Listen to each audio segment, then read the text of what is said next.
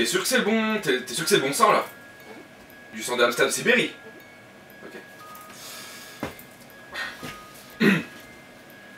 Nescio quid medicens, ego sum nigrum catus, et omen in via interferentum, lux huma dei.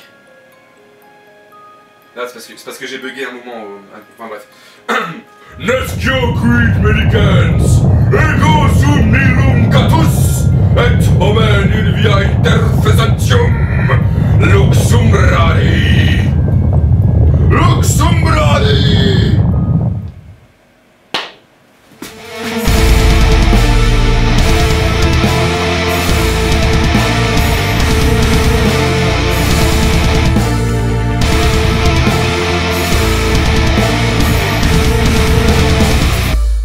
La vie est belle, elle peut offrir des moments magnifiques, des rencontres qui changeront votre destin à jamais, des opportunités inattendues, mais parfois la vie peut aussi être cruelle, frustrante. Qui n'a jamais rêvé d'entrer un petit cheat code IRL afin d'être plus...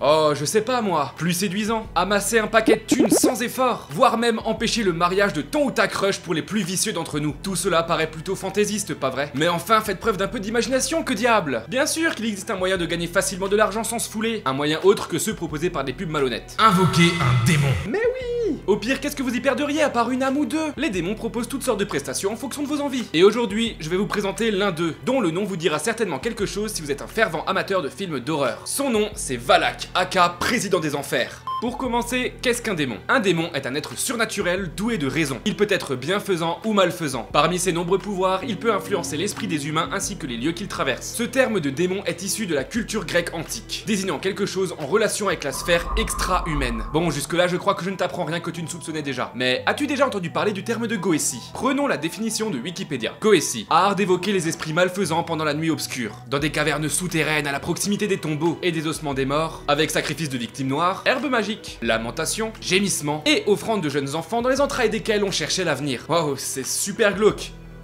Et extrêmement précis. En fait, c'est plus simplement l'art et la pratique de l'invocation des démons. Ces deux termes font partie intégrante de la démonologie, qui est l'étude des démons et les croyances liées aux démons. Un peu d'histoire si vous le voulez bien. Jusqu'à la fin du XIIIe siècle, peu d'intérêt était porté aux démons. En 1272, saint Thomas d'Aquin établit un traité sur le mal, dans lequel il rappelle que le diable est un hérétique et que la sorcellerie est un crime d'hérésie. C'est à ce moment-là que les théologiens, ceux qui étudient les textes sacrés, les dogmes et la tradition religieuse, vont se pencher sur les entités du mal. C'est alors que la démonologie est conduite sous les auspices, encouragée par les plus hautes autorités catholiques, ainsi que le pape lui-même. Voilà un peu le contexte et les clés pour comprendre tout ce monde-là. C'est un sujet extrêmement vaste et vachement intéressant. Là, on ne fait qu'effleurer tout ça. Bref, revenons à nos démons.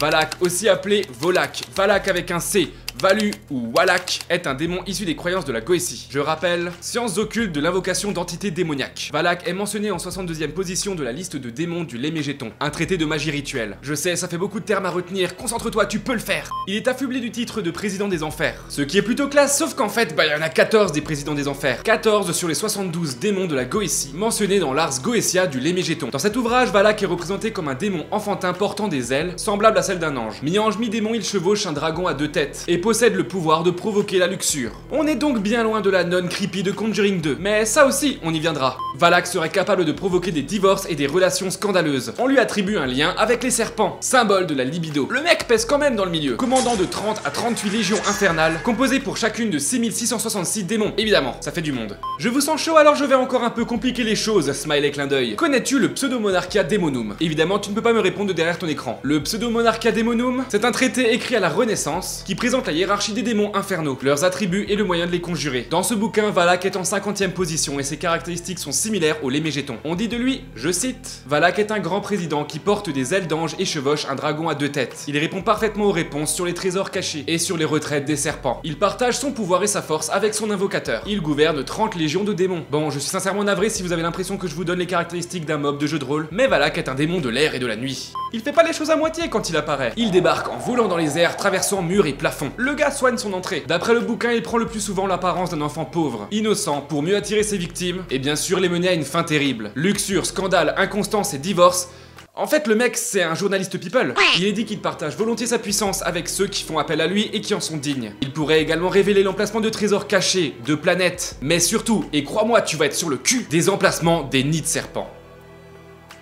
Bon, il est sympa quand même parce qu'il les rend inoffensifs à celui qui l'invoque. Si tu veux faire appel à lui et que tes capacités psychiques laissent à désirer, il te faudra un miroir, de la fumée d'encens, une boule de cristal ou tout autre support divinatoire. Sinon, si tes capacités le permettent, tu pourras le voir et lui parler directement. C'est marrant de voir la précision dont les rencontres sont décrites. Écoute ça, Valak communiquerait uniquement par la pensée, et il serait difficile de le comprendre distinctement dès la première rencontre. Une fois son emprise plus forte, il serait possible de le voir et d'entendre clairement sa voix. On dit que ceux qui ont la sensibilité développée pourraient même sentir son contact, même si des fois il choisit de ne pas se montrer en faisant simplement bouger des objets de la pièce pour montrer qu'il est là. Si certains ont pour idée d'invoquer Valak pour obtenir richesse et pouvoir, n'oubliez pas que toute promesse faite à un démon doit obligatoirement être honorée, sous peine de représailles. Tu te rappelles quand je parlais de Conjuring 2? Dans le film, on suit les péripéties de Ed et Lorraine Warren, un couple pieux chasseurs de démons qui ont réellement existé dans la vraie vie et dont les films s'inspirent de leurs enquêtes. James Wan, le réalisateur du film, voulait tout simplement un démon pour lier les deux affaires de maison hantée. Du coup, il a choisi Valak et son costume de nonne. Pourquoi une nonne? Car un jour, alors qu'il discutait avec la vraie Lorraine, celle-ci lui raconta avoir vu un genre de vortex tourbillonnant, avec une silhouette sombre et encapuchonnée en plein milieu. La nonne démoniaque lui parut alors comme une évidence. D'ailleurs, un spin-off sur la nonne va prochainement sortir au cinéma. Je suis curieux de voir comment ils vont adapter l'histoire de Valak à celle-ci, en espérant que ça fasse pas une bouse à la Annabelle. Tout ce petit monde là de démons et autres entités, c'est fascinant et tellement vaste. Le monde renferme tellement de secrets, que ce soit vrai ou pas, j'espère que vous prenez autant de plaisir que nous à découvrir tout ça. Il est évident que l'on n'en gratte que la surface. Ainsi, je vous invite à être curieux de votre côté. Voilà, j'espère que cette vidéo t'a plu. Si c'est le cas, laisse un pouce bleu, un commentaire, un petit partage, enfin tout ça, tu connais. Je te dis à la prochaine pour une nouvelle vidéo réalisée avec amour. Sur ce, porte-toi bien l'ami, ciao. Putain, tiens. Je crois que ça a marché. Oh putain, mais c'est pas vrai!